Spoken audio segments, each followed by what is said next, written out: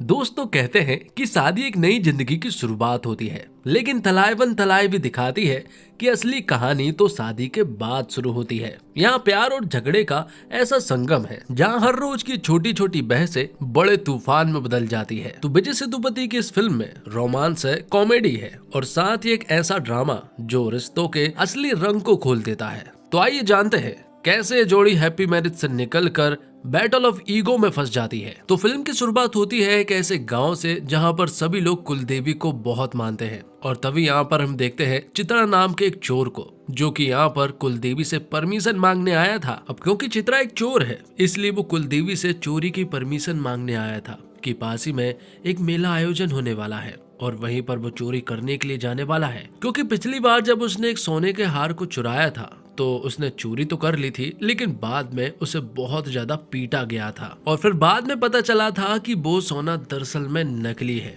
इसलिए चित्रा ने एक आदमी को मेले में रखा है ताकि वो वहां पता कर सके कि असली सोना कौन सा है और नकली कौन सा। जिसके बाद हम देखते हैं वेंकट नाम के आदमी को, जो कि अपनी फैमिली के साथ कुलदेवी के यहाँ पर जा रहा था। दरअसल में वेंकट के बेटे का जन्मदिन है और इसी वजह से वो अपनी पूरी फैमिली को लेकर कुलदेवी के यहाँ पर जा रहा था। एक ही बाइक पर इतने सारे लोग होने की वजह से चालान भी कटता है, लेकिन उसे कोई फर्क नहीं पड़ता। जिसके बाद हमें फिल्म की लीड एक्ट्रेस मतलब कि रानी को दिखाया जाता है। तो रानी की फैमिली में उसके माता पिता के अलावा उसका एक भाई भी है जो कि बहुत ही गुस्से में रहते हैं और रानी की एक बेटी भी है और ये सभी लोग मिलकर जा रहे थे कुलदेवी के मंदिर, क्योंकि आज रानी की बेटी का मुंडन होने वाला था। इसलिए वो सभी लोग कुलदेवी के मंदिर पहुंच जाते हैं। वहां हम चित्रा को पहले से ही बैठा हुआ देख पाते हैं। दरअसल में चित्रा जो है वो एक सिग्नल के इंतजार में यहाँ बैठा हुआ था कि कुलदेवी उसे कोई सिग्नल दे ताकि वो मेले में चोरी करने जा सके। अब थोड़ी देर के बाद ही हम देखते हैं कि रानी की बेटी का मुंडन होना स्टार्ट हो जाता है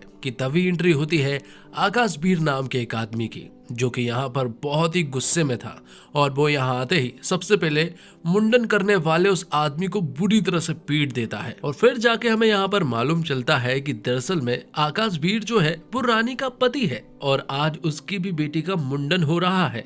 लेकिन रानी के घर वालों ने और रानी ने आकाशवीर को कुछ भी नहीं बताया था, जिस वजह से उसे बहुत ही गुस्सा आ रहा था। वो कहता है कि अपनी बेटी के मुंडन संस्कार के लिए उसने कुछ सपने देखे थे। वो 7 गांव से लोगों को बुलाता और बहुत ही अच्छे से इस रिवाज को पूरा करता, लेकिन आप लोगों ने तो मुझे ही नहीं बुलाया। और यहाँ पर हमें मालूम चलता है कि दरअसल में आकाशवीर और रानी का अक्सर बहुत झगड़ा होता है, जिस वजह से रानी जो है वो 3 महीने से अपने मायके में रह रही है। जिसके बाद कहानी जो है वो फ्लैशबैक में जाती है जब आकाशवीर की पूरी फैमिली जो है वो रानी को देखने के लिए आए थे। सबसे पहले तो रानी के बारे में बताया जाता है कि रानी ने अच्छी खासी पढ़ाई की है, वो बहुत ही पढ़ी लिखी है। और यहीं पर आकाशवीर की मां ने आकाशवीर के बारे में भी बता दिया था कि हमारे बेटे ने भी डबल एमए किया है, लेकिन दरअसल में वो तो होटल में एक पराठा मास्टर है और ये होटल दरअसल में आकाशवीर की फैमिली का ही होता है। आकाशवीर बहुत ही अच्छा खाना बनाता है, इसी वजह से उनका होटल जो है वो बहुत चलता है। लेकिन रानी का भाई कहता है कि हमें एक बार में हाँ नहीं कह सकते, पहले हमें कुछ सोचने का टाइम दो, उसके बाद ही हम कुछ कह पाएंगे।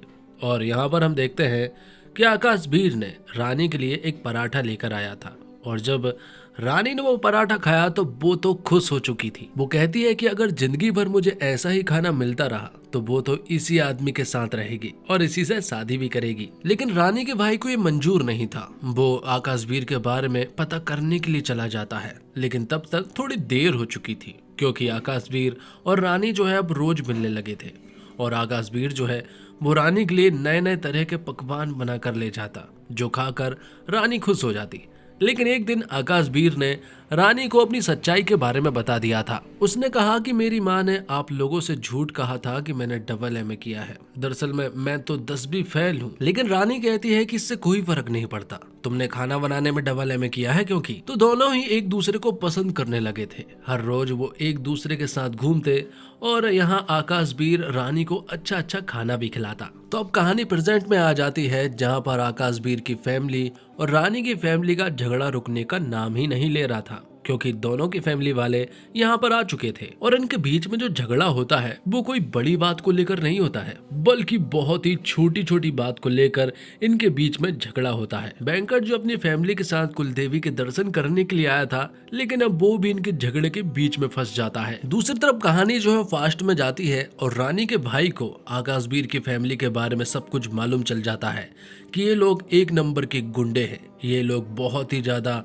खतरनाक है, हर किसी से भी लड़ाई करते फिरते हैं। रानी के भाई को मालूम चलता है कि आकाशवीर का एक भाई है सोमू और उसका पिता, मतलब कि ये तीनों मिलकर जब भी इनसे कोई पंगा लेता है तो ये लोग उसे बुरी तरह से मारते हैं। ये सारी बातें सुनने के बाद रानी का भाई जो है वो इस रिश्ते को तोड़ देता है, लेकिन जब ये बात आकाशवीर को मालूम चली तो वो तुरंत ही रानी के घर पर गया और वो तुरंत ही रानी के भाई से मिला। हालांकि उनके बीच में फाइट जरूर होती है, लेकिन आकाशवीर अपने साले के ऊपर हाथ नहीं उठाता है। यहाँ पर वो रानी से कहता है कि हाँ, वो पहले गुंडागर्दी करते थे, लेकिन अब वो पूरी तरह से ठीक हो चुके हैं। पिछली बार उन्हें मारपीट कब की थी उन्हें याद भी नहीं है।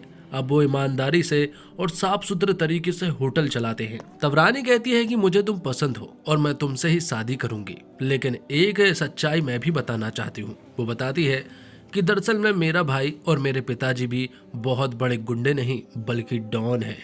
इनसे भी पूरी दुनिया डरती थी और मेरी वजह से ही इन लोगों ने लड़ाई झगड़ा छोड़ा है। और रानी के घर वाले तो इस शादी के पूरी तरह से खिलाफ थे। इसके बावजूद यहाँ पर आकाशवीर और रानी जो है वो भागकर शादी कर लेते हैं एक मंदिर में, जहाँ पर आकाशवीर ने अपनी फैमिली वालों को भी बुला लिया था। जब आकाशवीर और रानी की शादी हुई तो शुरुआत में तो ऐसा लगा था कि इनसे अच्छा कपल तो पूरी दुनिया में कोई हो ही नहीं सकता, क्योंकि इनके बीच में सब कुछ बिल्कुल ठीक था। ऐसा लगता है दोनों एक दूसरे को बहुत ज्यादा समझते हैं और रानी को भी ऐसा लग रहा था कि शायद वो बहुत ही अच्छे घर में आ चुकी है, यहाँ उसे बहुत ही ज्यादा सुकून मिलेगा। अब कहानी प्रेजेंट में आ जाती है, जहाँ पर रानी यहाँ आकाशवीर से कहती है कि मुझे तुम्हारे साथ नहीं रहना, मुझे डिवोर्स चाहिए। लेकिन आकाशवीर बहुत अच्छे से जानता है कि ये सारी बातें रानी जो है वो ऊपर ऊपर से बोल रही है, क्योंकि रानी के अंदर ये सारी बातें बोलने की हिम्मत नहीं है, क्योंकि रानी बहुत अच्छे से जानती है आकाशवीर उससे बहुत प्यार करता है। जिसके बाद कहानी फिर से पास्ट में जाती है, जहां पर हम देखते हैं रानी के पिताजी को, मतलब कि आकाशवीर के ससुर जी को, जो कि पहली बार अपनी बेटी के घर पर आए थे।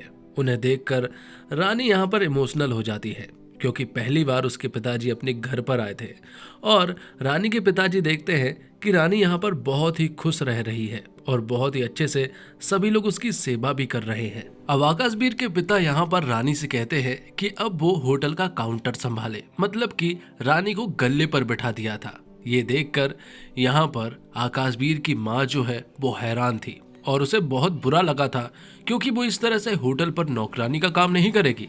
और तो और हम देखते हैं रानी की ननन, मतलब कि आकाशवीर की बहन को, जिसके होटल पर ये नाम था, अब होटल का नाम बदलकर महारानी रख दिया गया था। ये देखकर उसे भी बहुत ज्यादा बुरा लगा था। वो यहाँ देखती है कि रानी यहाँ ऐश कर रही है और बस ऑर्डर पर ऑर्डर चलाए जा रही है। ये देखकर उसे बहुत ही ज्यादा दुख हुआ था। और अब एक दिन जब आकाशवीर की बहन को काउंटर पर बैठने का मौका मिला, तो इस बार वो यहाँ रानी के ऊपर ऑर्डर चलाती है।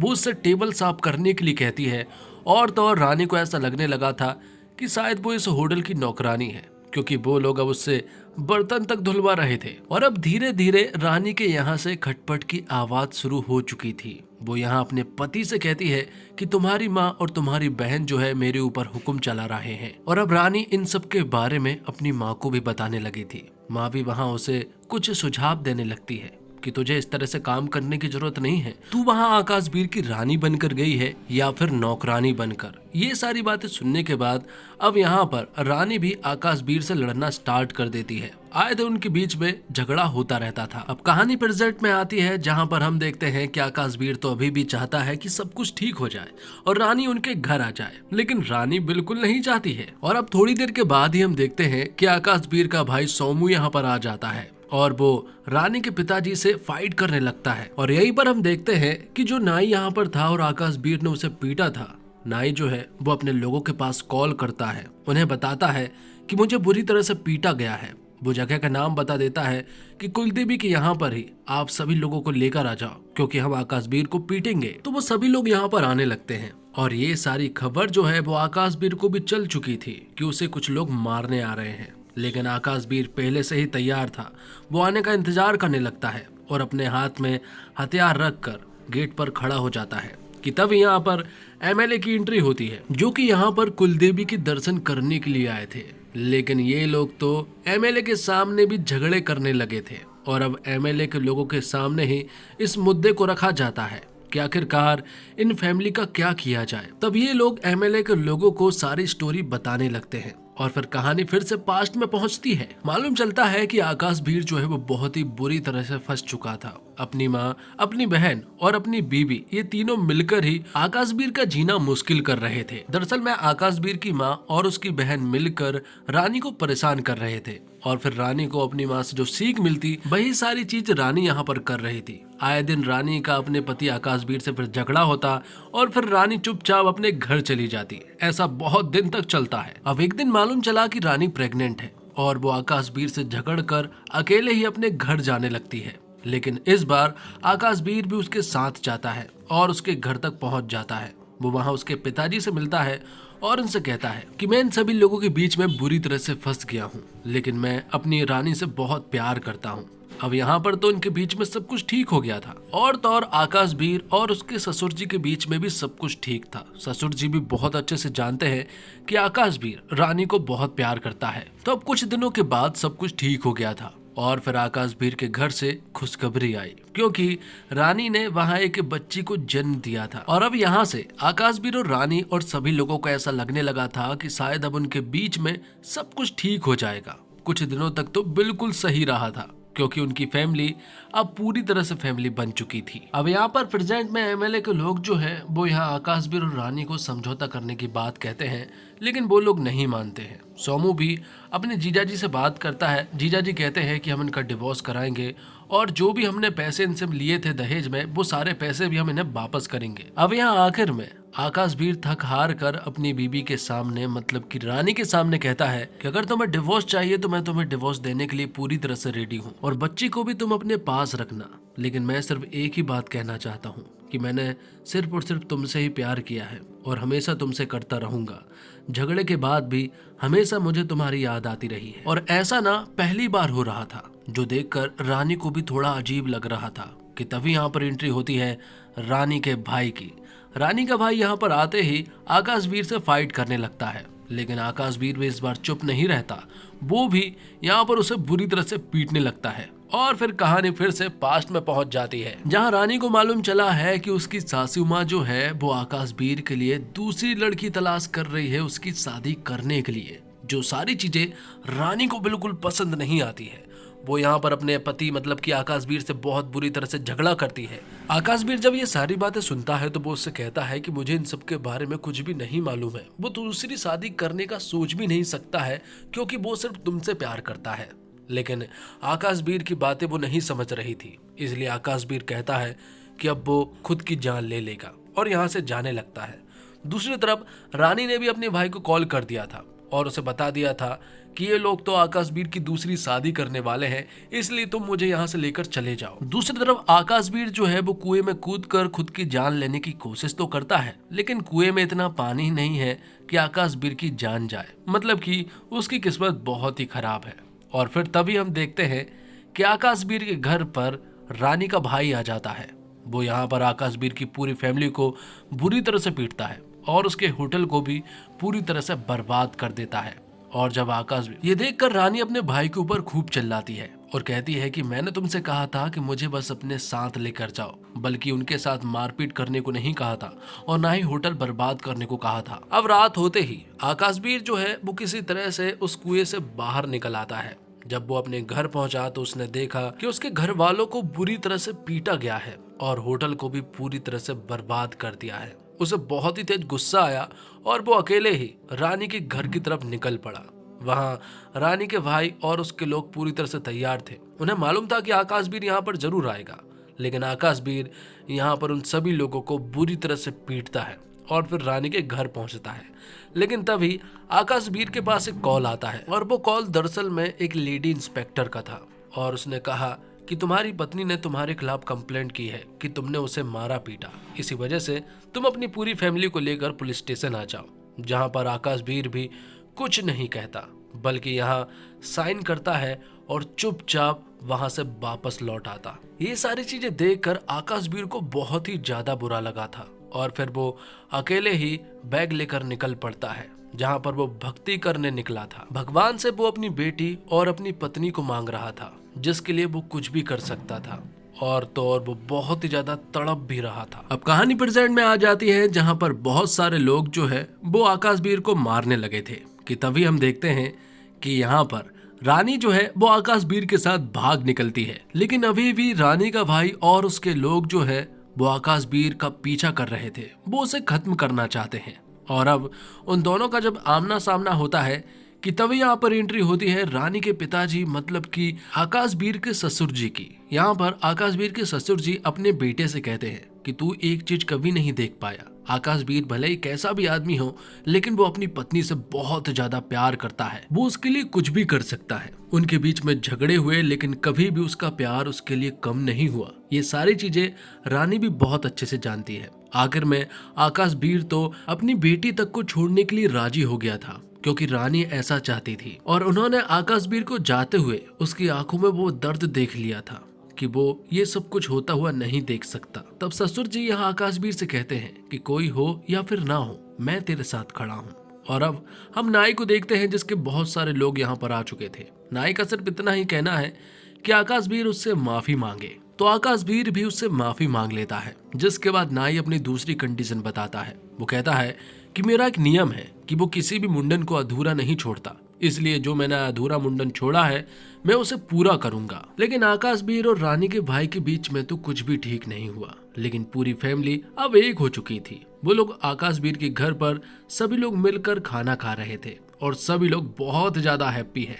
ये सारी चीजें वेंकट भी देखता है, उसे भी बड़ा अच्छा लगा था। लेकिन अगले दिन जब वो पुलिस स्टेशन के सामने से गुजर रहा था तब उसने देखा कि आकाशवीर की पूरी फैमिली जो है वो पुलिस स्टेशन में थी, वो भी झगड़े की वजह से। वेंकट को मालूम चला कि ये सभी लोग रात को 8:30 बजे एक हुए थे, सभी लोग खुशी से खाना खा रहे थे और फिर 9:30 के आसपास इनके बीच में झगड़ा हो गया और रानी ने आकाशवीर के खिलाफ पुलिस कंप्लेंट कर दी थी, जिस वजह से सभी लोग पुलिस स्टेशन आ चुके थे। और अब ये केस जो है वो कोर्ट तक जा पहुंचा था, जहाँ पर रानी चाहती है उसे डिवोर्स चाहिए और यहाँ पर जज साहब उनके डिवोर्स को मंजूर भी कर देता है, जिस वजह से अब उनका डिवोर्स जो है वो कंफर्म हो चुका था। जिसके बाद हम देखते हैं आखिर में चित्रा को, जो कि आकाशवीर के होटल आता है, जहां उसे मालूम चलता है कि आकाशवीर का डिवोर्स हो चुका है। इस बात को आकाशवीर उससे नॉर्मली कहता है कि अब हो गया तो हो गया, क्या कर सकते हैं। कि तभी यहाँ पर रानी उससे ऑर्डर लेने के लिए आती है और ये देखकर चित्रा पूरी तरह से हैरान था।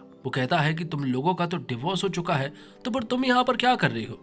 रानी कहती है कि हाँ हमारा डिवोर्स हो चुका है, लेकिन वो फिर भी यहाँ पर है क्योंकि जब उसका डिवोर्स हुआ तो वो बहुत ही ज्यादा परेशान हो चुकी थी, उसे बहुत ज्यादा बेचैनी होने लगी थी। वो समझ चुकी थी कि वो आकाशवीर के बिना नहीं रह सकती, भले ही वो उनसे झगड़ा करती हो लेकिन वो उसी के साथ रहेगी और ये डिवोर्स के पेपर उनका कुछ नहीं बिगाड़ सकते।